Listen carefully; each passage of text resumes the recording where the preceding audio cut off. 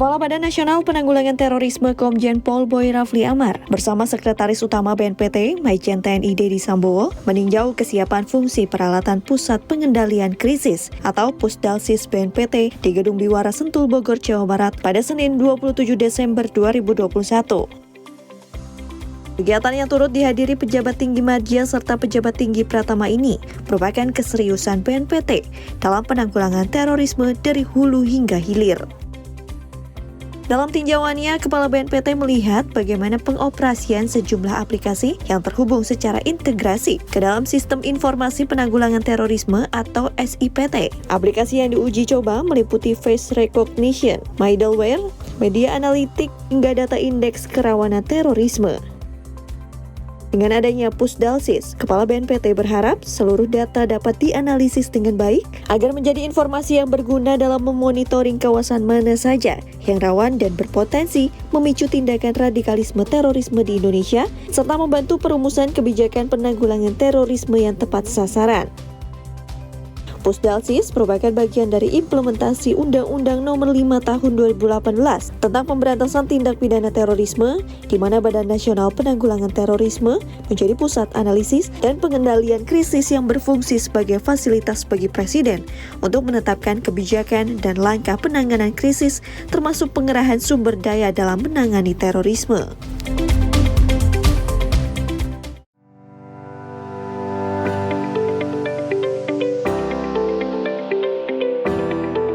Badan Nasional Penanggulangan Terorisme bersinergi dalam pencegahan tindak pidana terorisme bersama dengan holding BUMN Farmasi yang terdiri dari PT Bio Farma sebagai induk dan PT Kimia Farma serta PT Indo Farma sebagai anak perusahaan pada 27 Desember 2021.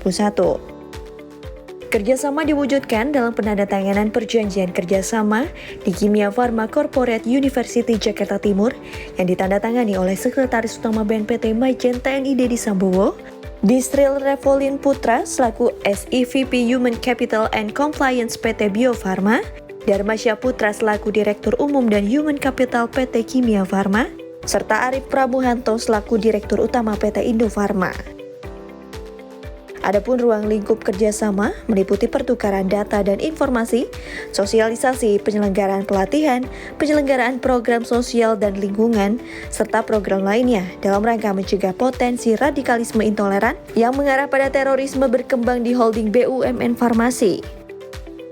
Kepala BNPT Komjen Pol Boy Rafli Amar berharap peran serta holding BUMN Farmasi dapat memperkuat upaya pemerintah dalam melawan virus radikalisme dengan mengembangkan vaksin yang adalah bangga akan jati diri bangsa. Turut hadir dalam acara pejabat tinggi Madya dan pejabat tinggi Pratama BNPT. Adapun perjanjian berlaku selama 3 tahun hingga 2024.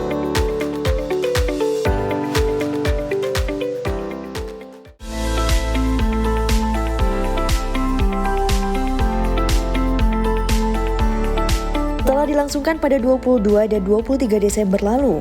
Pagi ini Kepala Badan Nasional Penanggulangan Terorisme hadir guna menutup rapat koordinasi kedua Sekretariat Bersama Rencana Aksi Nasional Pencegahan dan Penanggulangan Ekstremisme berbasis kekerasan yang mengarah pada terorisme tahun 2020-2024.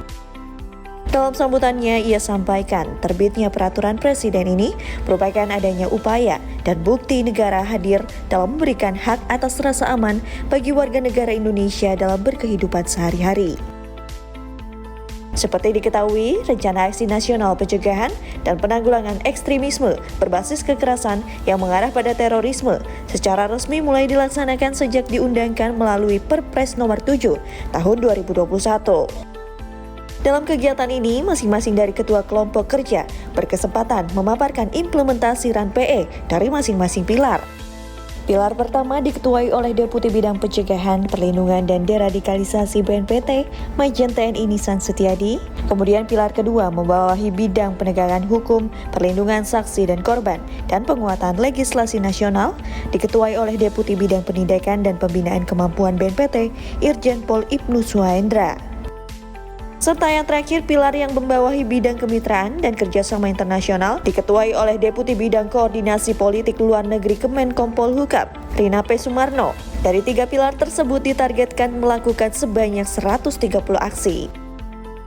Dalam implementasi RAN PE sendiri, tak hanya kolaborasi antar kementerian lembaga serta pemerintahan daerah saja, namun juga diperlukan keterlibatan organisasi masyarakat sipil. Keikutsertaan CSO ini sendiri merupakan langkah penting dalam kerja penanggulangan terorisme di lapangan, terutama dalam hal sosialisasi dan edukasi bagi masyarakat. Nantinya laporan implementasi RAN PE 2021 ini sendiri akan disampaikan kepada Presiden Republik Indonesia sebagai informasi terkait upaya pemerintah dalam upaya penanggulangan terorisme radikalisme, untuk kemudian dari informasi ini akan melengkapi materai dalam pengambilan kebijakan selanjutnya.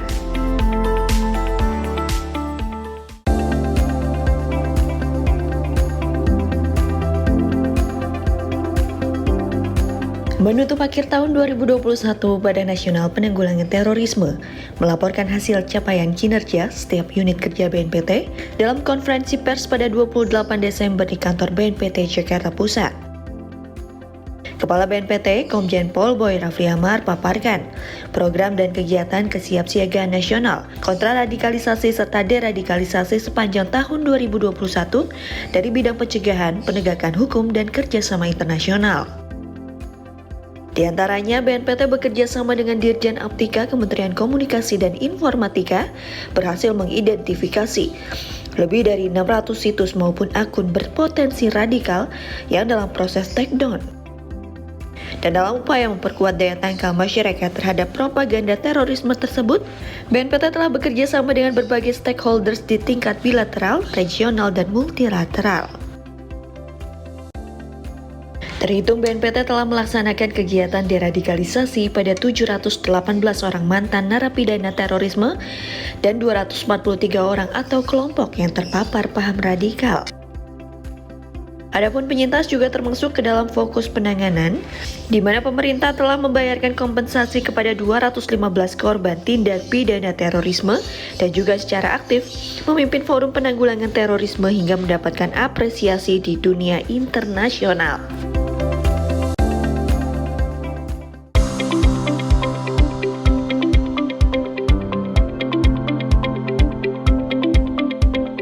Guna meluaskan jangkauan, kali ini Badan Nasional Penanggulangan Terorisme lakukan penandatanganan perjanjian kerjasama dengan Jakarta Industrial Estate Pulau Gadung.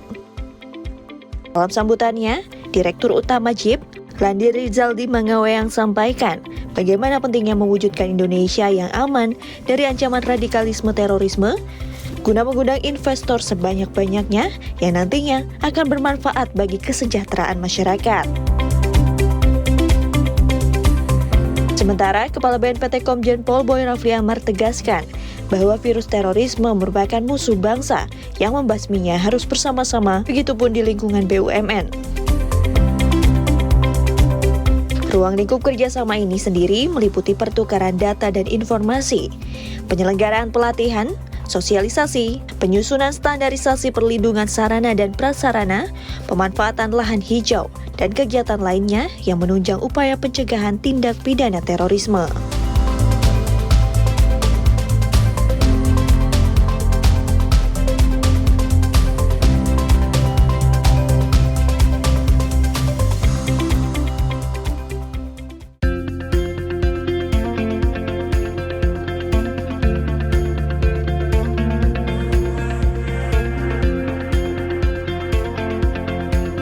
Berlokasi di kantor BNPT Jakarta, Kepala Badan Nasional Penanggulangan Terorisme Komjen Pol Boy Rafli Amar lakukan pelantikan terhadap 55 pejabat yang terdiri dari 3 pejabat tinggi pimpinan pratama, 2 pejabat administrator, 4 pejabat pengawas, 5 pejabat fungsional ahli madya, dan 41 pejabat fungsional ahli muda.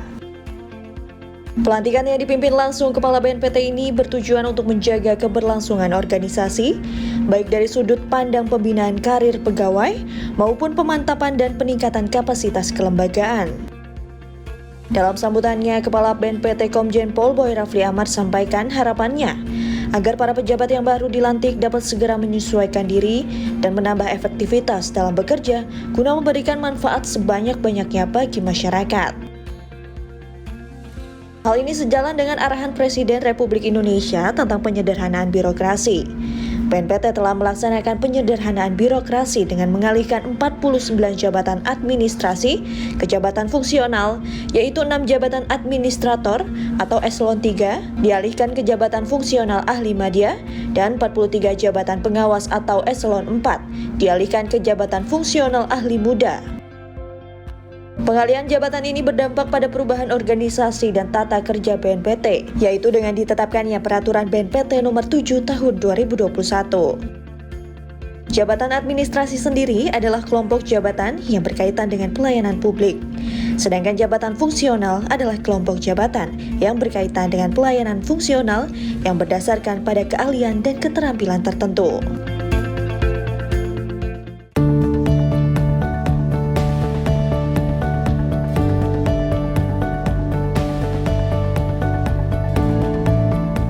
Badan Nasional Penanggulangan Terorisme gelar acara HUT BNPT TV yang pertama di kantor BNPT Jakarta Pusat pada 29 Desember 2021. Acara yang dibuka oleh Kepala BNPT Komjen Pol Boy Rafli Amar ini juga turut dihadiri oleh pejabat tinggi media, pejabat tinggi Pratama, Dharma Wanita Persatuan, serta para staf BNPT lainnya. Hadirnya BNPT TV merupakan salah satu strategi dalam rangka pencegahan serta penanggulangan terorisme melalui konten kreatif. Kepala BNPT Komjen Pol Boy Rafli Amar sampaikan, dengan adanya platform digital ini, diharapkan konten dan informasi yang disampaikan kepada masyarakat mampu menjadi sarana edukasi serta dapat melawan narasi negatif atau propaganda terorisme. Tak hanya itu, untuk memeriahkan acara, di pula bazar yang menawarkan produk UMKM, kolaborasi antara Dharma Wanita Persatuan dengan para mitra deradikalisasi BNPT. Produk-produk yang dijual seperti makanan, minuman, pakaian, hingga kerajinan tangan. Dengan adanya bazar ini diharapkan mitra BNPT dapat mengembangkan kemandirian ekonomi melalui kewirausahaan.